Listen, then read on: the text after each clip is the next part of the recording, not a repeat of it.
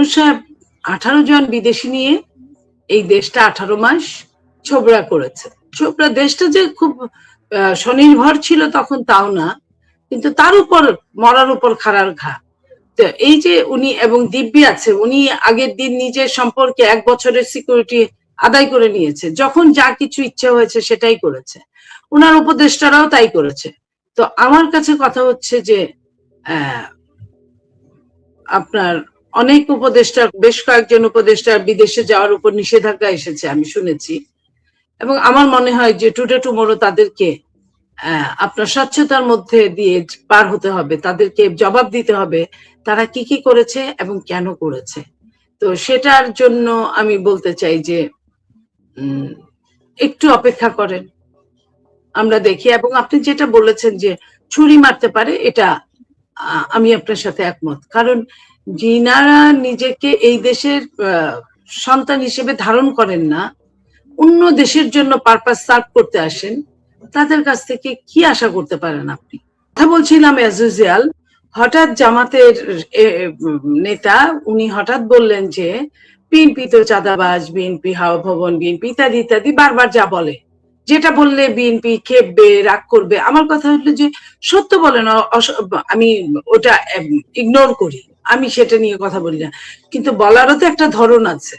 তো উনি যখন বললেন, আমি বললাম যে হ্যাঁ, চাঁদাবাজ অবশ্যই খারাপ জিনিস, চাঁদাবাজ শাস্তির যোগ্য অপরাধ, কিন্তু শাস্তি যদি হয়ে যায়, সে শাস্তি গ্রহণ করার পরে সেই মানুষটা কিন্তু আর শাস্তির মধ্যে থাকে না, তখন কিন্তু সে মুক্ত থাকে।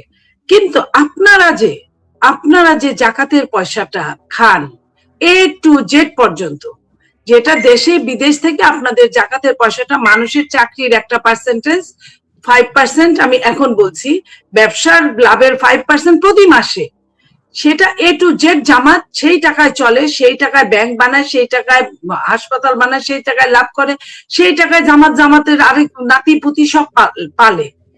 এটা কি জাকাত? ইসলাম কি বলেছে? ইসলাম একটা শান্তির ধর্ম, ইসলাম হচ্ছে সবচেয়ে শ্রেষ্ঠ ধর্ম পৃথিবীতে। সেই ইসলামের 5টা স্তম্ভের একটা স্তম্ভ হচ্ছে জাকাত। জাকাত বলেছে ধনীরা গরিবদেরকে একটা ক্ষমতার ভারসাম্যর জন্য, অর্থের ভারসাম্যর জন্য জাকাত দিবেন। জাকাত কিন্তু অধিকার গরিবের, ধনীর কাছে, এটা কিন্তু কোনো করুণা না। কিন্তু ধনী যদি জাকাত নেয় সেটা কি হবে? জামাতের যারা আছেন, যারা লেখাপড়া জানেন, যাদের হাত পা আছেন সচল, তারা যখন জাকাতের টাকায় তার A to Z পরিচালনা করে, সে বেতন নেয় ওখান থেকে, সে চলে, সে খায় দায়, গাড়িতে চড়ে, সবকিছু করে, সেটাকে কি শুদ্ধ বলা যায়? আপনি বলেন পূর্ণিয়া ভাই, আপনি তো মুসলমান, আমি মুসলমান, আমরা জাকাত কি, যদি ধনী মানুষ যদি কোনো জাকাত নেয়, আপনি তাকে কোন দৃষ্টিতে দেখবেন? আমি কিন্তু ভাই এই কথাটাই বোঝাতে চেয়েছি, আর কিছুই না, যে আপনারা যেটা করেন সেটাও তো অপরাধ, সেটা তো আরো অপরাধ। আপনি ধনী হয়ে গরিবের যে হক মারছেন, হকের জায়গায় আপনি হস্তক্ষেপ করছেন, গরিবকে না দিয়ে আপনি নিজে খাচ্ছেন, নিজে সেটাকে দিয়ে অন্যায় কাজ করছেন, ধর্মকে ব্যবহার করছেন, অন্যায় ভাবে ধর্মকে ব্যবহার করছেন। ধর্ম তো বলে নাই যে আমাকে অন্যায় ভাবে ব্যবহার করো, ধর্ম তো বলে নাই আমাকে নিয়ে অপরাজনীতি করো, ধর্ম তো বলে নাই আমাকে নিয়ে তুমি যা খুশি তাই করো। ধর্ম বলেছে তুমি তোমার কাজ করবা, সবকিছু করবা, আমাকে তুমি মনে রাখবা, পালন করবা। ধর্ম কিছু বাধা বিধি নিষেধ দিয়েছে, সেটা পালন করবা। এই তো ধর্মের চাওয়া, ধর্মের তো বেশি কিছু চাওয়ার নাই কারো কাছে। আমি সেই কথাটাই বলছিলাম যে ধর্মের পজিটিভ দিকগুলাকে তারা নেগেটিভলি ব্যবহার করছে, সেটা কি ভালো? চাঁদাবাজ খারাপ, কিন্তু এটা কি ভালো? এটা তো আরো খারাপ কাজ। আমি এই কথাটাই বলেছি, আর কিছু না ভাই। আপনার মানে আপনার যদি শব্দের অর্থ ভিন্ন হয়, যেমন অন্যান্য ব্যাংক অথবা আমি আপনি যখন নেই তখন হচ্ছে সুদ, কিন্তু ইসলামী ব্যাংক যখন নিচ্ছে তখন এটা হয়ে যাচ্ছে মুনাফা। সুতরাং এখানে আসলে ব্যাখ্যা আসলে কি দাঁড় করাবে আমি জানি না। নীলপা, আমি মূল সাবজেক্টে যাই। পশ্চিমবঙ্গে এবং আসামে নির্বাচন হয়েছে, সেখানে ধর্মীয় একেবারেই ধর্মীয় দল, রাজনৈতিক দল বিজেপি ক্ষমতায় এসছে। পশ্চিমবঙ্গে সবচেয়ে বেশি মানুষ অবাক হয়েছে, সেখানে তৃণমূল কংগ্রেসের পরাজয় ঘটেছে। কিন্তু যে ঘটনাটা ঘটছে আমাদের দুই দেশে, যেমন বাংলাদেশে এমন এমন একটা ব্যাপার যে পশ্চিমবঙ্গে বিজেপি এসছে, আওয়ামী লীগের মানুষজন একটু খুশি, বিএনপি মানুষজন মনে হয় আবার একটু বেজার, আবার জামাতের মানুষজন খুব অখুশি, খুব বেশি অখুশি বোঝা যায়। তো আবার ওই পাশে ইলেকশনের পরে নানান অস্থিতিশীল ঘটনার খবর পাওয়া যাচ্ছে, যেগুলো ও পাশে হলে বাংলাদেশে এফেক্ট পড়ে। আমি সেই জন্যই বলতে চাচ্ছি, ধর্মের পেঁচে রাজনীতি নাকি রাজনীতির পেঁচে ধর্ম, আমাদের দুই বাংলায় কি ঘটছে? আপনার কি মনে হয় এই ইলেকশন পরবর্তী সিচুয়েশন? দেখেন, সুবিধাবাদী মানুষগুলো তাদের সুবিধার জন্য কখনো ধর্মকে পেঁচে ফেলাচ্ছে, যেটা যে আপনি আমাকে প্রথম প্রশ্নটা করলেন, আমাকে নিয়ে যে ধরনের ট্রল করা হচ্ছে, সাইবার বুলিং করা হচ্ছে, সেটা কিন্তু একটা লাইনকে নিয়ে, সেটা একটা লাইনকে কেটে তার আগে পরে সব ফেলে দিয়ে তারা আমাকে নাস্তিক বলছে, তারা আমাকে যা খুশি তাই বলছে, যেটা খুশি সেটাই দেখানোর চেষ্টা করছে। তো এই যে প্যাচে ফেলে এই যে নোংরামি করাটা, আমি একজন অ্যাঙ্কারকে আপনার মতো বলেছিলাম, ভাই আমার দোষটা কি? বলে আপনার দোষটা হচ্ছে আপনি খুব সাধারণভাবে সরলভাবে কথা বলেন, যে কথাটা গ্রামে গঞ্জের মানুষরাও পছন্দ করে, এবং আপনি যখন তাদের বিরুদ্ধে সাধারণভাবে কথা বলেন সেটা খুব তাদের মানে খুব এফেক্ট পড়ে, সেটা তারা মানতে পারে না। আমি বলেছি, আমি ছাড়াও তো আরো অনেক লোক অনেক ভাবে কথা বলে, তাদেরকে বলে যে তাদেরটা অত এফেক্ট পড়ে না যতটা আপনারটা পড়ে। তো এখন এটা তো আমার দোষ হতে পারে না ভাই। যাই হোক, আপনার মেন কথাটায় আসি। বাংলাদেশে যখন একটা দল তার ধর্মকে নিয়ে, আপনার মনে আছে, ধর্মকে তাদেরকে ভোট দিলে বেহেস্তে যাওয়া যাবে, বেহেস্তে টিকিট বিক্রি করা শুরু করলো। তাদেরকে ভোট দিলে আপনার ইহকাল পরকাল সব দিক দিয়ে ভালো থাকবে, তাদেরকে ভোট দিলে আপনার তাদের ওই ফ্রেমের মধ্যে বন্দী হয়ে গেলে সেখানে অনেক কিছু পাওয়া যাবে। এই যে ধর্মকে প্যাচে ফেলে রাজনীতি করলো, করেও কিন্তু শেষ রক্ষা করতে পারলেন না, কিন্তু অনেক দূর পর্যন্ত গেছে। এটার জন্য অবশ্যই অন্য হিসাব আছে, আওয়ামী লীগের মতো বড় একটা দল মাঠে নাই, মাঠে থাকতে পারছেন না, সেটার জন্য তারা একটা রেজাল্ট নিচ্ছে। 6 কোটি মানুষ ভোট দিতে যায় নাই, 12 কোটির মধ্যে 6 কোটি ভোট দিতে যায় নাই, সেই জায়গায় একটা ব্যাপার। তবে এটাও সত্যি, ধর্মকে পেঁচে ফেলে কিন্তু তারা এই পর্যন্ত এসেছে। এই যে জাকাতকে, যেটা মেন কথাটা বললাম, এর আগে বলেছিলাম যে আপনার আবরার হত্যাকাণ্ডের কাহিনী, সেটাও তারা খুব তাদের লেগেছে, কারণ সত্য কথা বলেছিলাম। কারণ যাদের সন্তান হত্যা হয়েছে তারা কেন আসামি পক্ষের উকিল হবে, এটা আমার দোষ ছিল। তারপরে বলেছিলাম হাদিকে কেন হত্যা করা হলো, কেন, হাদির দোষটা কি ছিল, কারা হত্যা করেছে, যাদের স্বার্থ আছে, সেটার জন্য আমাকে নিয়ে চরম পর্যন্ত মাঠে নামলো।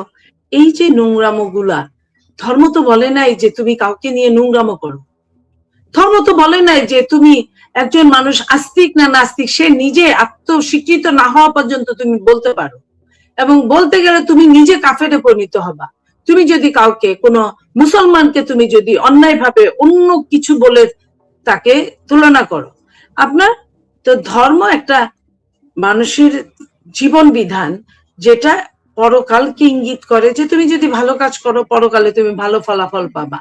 সেটাকে কেন্দ্র করে যারা রাজনীতি করে তারা খুব খুব জঘন্য, মানে রাজনীতিবিদ বলবো না, নেতা বলবো না, তারা মানুষ হিসেবে ভীষণ ভাবে খারাপ মানুষ, এবং সেটা দুই দেশেই আছে।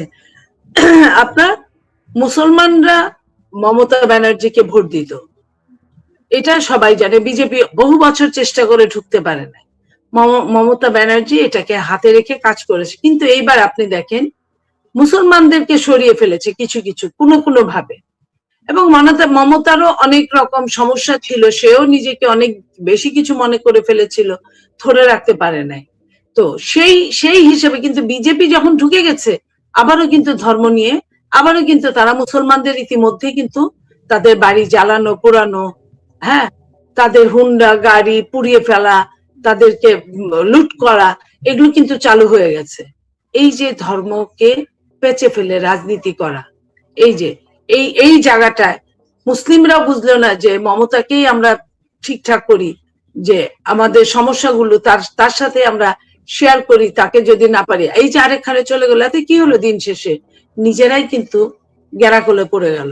এবং এই যে বিজেপি আসলো, যদিও সরকার বলছেন যে মানে কূটনৈতিক জায়গায় তেমন কিছু হবে না, আমিও তাই মনে করলাম, কিন্তু মানুষের আবেগ এবং বিবেকের জায়গা যদি না থাকে অনেক কিছু তো হয়ে যেতে পারে, এই যে হয়ে যাচ্ছে। তো এই যে ধর্মকে নিয়ে যে এই যে অপরাজনীতি করা, এটা বিশ্বে বহু বহু আপনার নজির আছে, যেমন আপনার গুজরাট, কি হয়েছিল সেই হিন্দু দাঙ্গা মুসলিম দাঙ্গা সৃষ্টি করে আপনার মন্দিরকে কেন্দ্র করে। তা এই জায়গাগুলোয় আমরা মনে করি যে 2026 সাল একবিংশ শতাব্দীরও মাঝামাঝি প্রায় চলে আসলো, সেইখানে যদি আমরা এখনো যদি এই ধর্মকে পুঁজি করে যদি আমরা রাজনীতি করি, তাহলে আমার মনে হয় না যে পৃথিবীর মানুষগুলো কখনোই ভালো থাকতে পারে। মনে একটা জিনিস আপনি আপনি নিশ্চয়ই খেয়াল করেছেন, অনেক জায়গায় খুব আলোচনা হয় যে বাংলাদেশের জামাতি ইসলামী এবং পশ্চিমবঙ্গের তৃণমূল কংগ্রেসের মধ্যে একটা সুসম্পর্ক ছিল, যে কারণে বাংলাদেশের বর্ডার এরিয়াগুলোতে জামাত ইসলামী অকল্পনীয় ফলাফল করেছে। যেমন কয়েকটা জেলা নীলফামারী বলেন, চাপাই বলেন, একচ্ছত্র ভাবে জামাত ইসলামী পাশ করে গেছে। সত্যি কি আপনার চোখে এরকম মনে হয় যে তৃণমূলের একটা ব্লেসিং ছিল বাংলাদেশি ইলেকশনের প্রতি জামাতের দিকে? আপনার কি এরকম কিছু মনে হয়? অনেকে কিন্তু বলছেন, ইন্ডিয়ান সাংবাদিকরা আমাদের কাছে আমার কাছে এরকমই মনে হয়, কারণ ওখানে অনেক দিন থেকেই জামাত এই রাজনীতিটা করে। আপনি জানেন যে ওইখানে যে বাজারগুলো আছে, বাজারের যে রাজনীতি, জামাত অনেকদিন যাবতীয় বাজারের রাজনীতি থেকে শুরু করে সব রাজনীতিতেই জড়িত। আপনি এমন এমন জেলা আছে যে জেলায় একটা সময় আওয়ামী লীগের অত্যাচারে কোনো পুরুষ থাকতে পারে নাই, সেই পুরুষগুলো বর্ডার পার হয়ে কারো কারো শেল্টারে ওই অপার বাংলায়, কারো শেল্টারে ওখানে থেকেছে, আবার চাইলেই ফিরে চলে আসতে পেরেছে।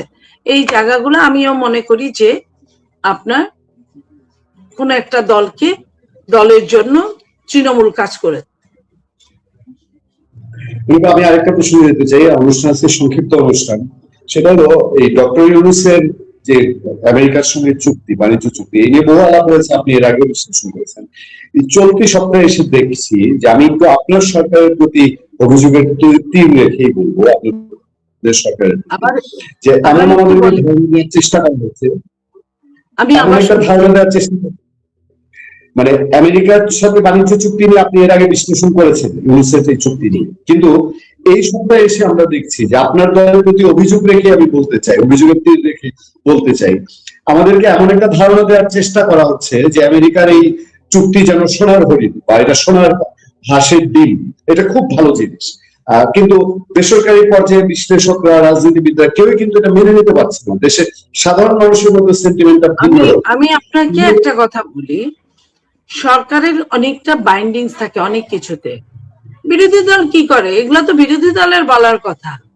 বিরোধী দল কিসের জন্য বলে না বলেন তো? ইউনিসেফ যে অপকর্মটা করে গেছে, যদি করে যায়, তাহলে বিরোধী দল কেন চুপ করে থাকে? এটা তো বিরোধী দলের কথা ভাই। আপনি বলছেন অ্যাজ এ সাংবাদিক, জাতির বিবেক, সেটা ঠিক আছে। তো যদি একটা সরকারকে বিরোধী দল যদি ছায়া সরকার না হতে পারে, না বলতে পারে, সরকার তো সেই উত্তরগুলো দিবে না। আমার যদিও ধারণা বাংলাদেশ জাতীয়তাবাদী দলের সরকার, তারা খুব তাড়াতাড়ি হয়তো আপনাদেরকে একটা স্বচ্ছতার মধ্যে নিয়ে আসবে, তারা এটা পরিষ্কার করবে। বাট এইটা নিয়ে বিরোধী দল কিন্তু চুপ। আপনি খেয়াল করে দেখেন কেন, তাদের সমস্যাটা কি? তারা ওইখানে ছিলেন, যেটা আপনার উপদেষ্টা মন্ডলীর সদস্য কেউ কেউ বলেছিলেন ইন্টারিম গভর্নমেন্টের যে তারা ছিলেন, তো তাহলে তারা কেন কথা বলছে না? এটাই আমি বলতে চাই। খলিলুর রহমান সাহেব তো বলেছেন যে বিএনপি এবং জামাত দুই দলের সম্মতিতেই চুক্তি হয়েছে। হ্যাঁ, কিন্তু বিএনপি তো কোনো কথা বলে নাই। বিএনপি ছিল কিনা তাও জানি না। জামাত যেহেতু বলেছে তারা থাকে না, তার মানে বিএনপিও ছিল না। জামাতের কাছ থেকে কথা নেওয়ার দায়িত্ব আপনাদের। তারা কেন থাকলো, কি কারণে থাকলো, আদৌ সত্য কিনা, কতটুকু সত্য, এটা নেওয়ার দায়িত্ব আপনাদের। আমি আগে আপনাকে বলেছিলাম আজকের অনুষ্ঠানকে সংক্ষিপ্ত অনুষ্ঠান, আপনার ব্যস্ততা আছে আমি জানি। আমি একটা খুব এই প্রশ্নটা খুব হালকা ধরনের একটা প্রশ্ন। আমাদের অনেকের মধ্যে ধারণা যে ডক্টর ইউনূস যা করে গেছেন এবং ওনার যে লোকজন আছে, তার সমস্ত লোকজনের বিরুদ্ধে একের পর এক দুর্নীতির অভিযোগ উঠছে, বাট তারা এখনো দেশে বহাল তবিয়তে আছেন। অনেকে মনে করেন যে ডক্টর ইউনূসের খেলা শেষ হয়নি। আপনি কি এরকম মনে করেন? এবং কেউ কেউ এই কথাও বলছেন যে ডক্টর ইউনূস সুযোগ পেলে তারেক রহমানের পিঠেও ছুরি মারতে ছাড়বেন না। আপনার ব্যক্তিগত মতামত, এটা দলীয় কোনো সিদ্ধান্তের বিষয়, আপনার কি মনে হয়? আপনি যারা নিজের দেশে আসার জন্য, আমি আপনাকে বলি, ইখতিয়ার উদ্দিন মোহাম্মদ বিন বখতিয়ার খলজি 17 জন অশ্বারোহী নিয়ে বাংলা, বিহার, উড়িষ্যা জয় করেছিল। লক্ষণ সেন পালিয়ে গিয়েছিল। আর ডক্টর ইউনূস সাহেব 18 জন বিদেশি নিয়ে এই দেশটা 18 মাস ছোবরা করেছে। ছোবরা দেশটা যে খুব স্বনির্ভর ছিল তখন তাও না, কিন্তু তার উপর মরার উপর খাড়ার ঘা। তো এই যে উনি এবং দিব্যি আছে, উনি আগের দিন নিজের সম্পর্কে 1 বছরের সিকিউরিটি আদায় করে নিয়েছে, যখন যা কিছু ইচ্ছে হয়েছে সেটাই করেছে, উনার উপদেষ্টারাও তাই করেছে। তো আমার কাছে কথা হচ্ছে যে আপনার অনেক উপদেষ্টা, বেশ কয়েকজন উপদেষ্টার বিদেশে যাওয়ার উপর নিষেধাজ্ঞা এসেছে আমি শুনেছি, এবং আমার মনে হয় যে টুডে টুমোরো তাদেরকে আপনার স্বচ্ছতার মধ্যে দিয়ে পার হতে হবে, তাদেরকে জবাব দিতে হবে তারা কি কি করেছে এবং কেন করেছে। তো সেটার জন্য আমি বলতে চাই যে একটু অপেক্ষা করেন, আমরা দেখি। এবং আপনি যেটা বলেছেন যে ছুরি মারতে পারে, এটা আমি আপনার সাথে একমত। কারণ যিনারা নিজেকে এই দেশের সন্তান হিসেবে ধারণ করেন না, অন্য দেশের জন্য পারপাস সার্ভ করতে আসেন, তাদের কাছ থেকে কি আশা করতে পারেন আপনি?